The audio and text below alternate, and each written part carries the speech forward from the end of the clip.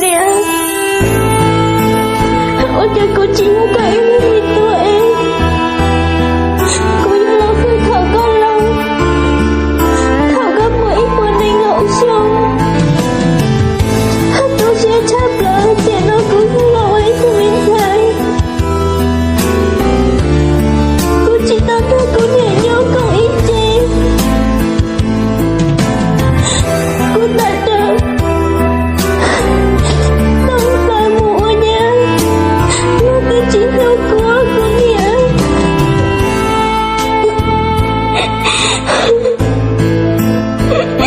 Cô lại bỏ đi cha rồi. Cô thiên liệu cô ra kiếm mất xíu. Bảo đi đâu chiếc thiên lý thức bao. Cô điện đâu mà lên cha lâu.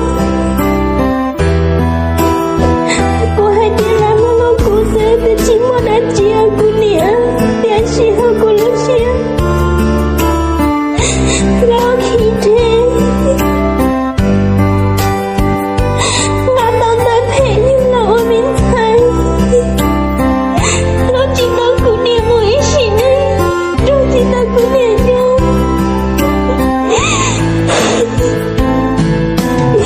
Để nó cứ niệm yêu cứ ý sao. Cô niệm yêu ít cho trai là đâu cô. Đâu đâu cô luôn niệm buồn ta. Cô yêu muốn ta đi đến nhau cô niệm.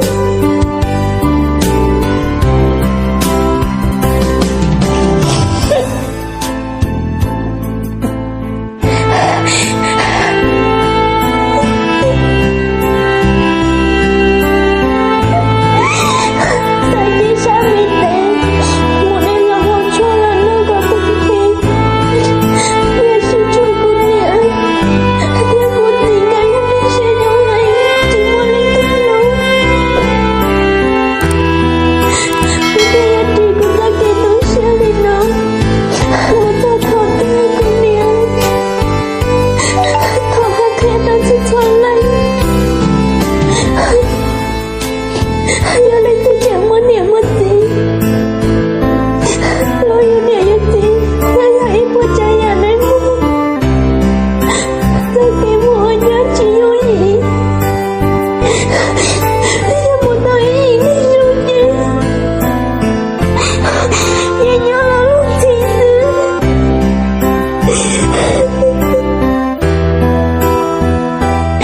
Để chỉ một tay luôn nín hết chứ. Lo nhà lấy tôi tay.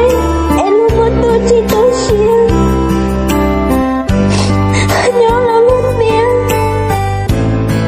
Mỗi là chỉ mỗi chân.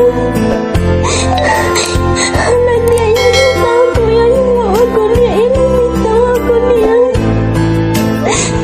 Mẹ nó cũng vô cô niệm bảo lý nhá.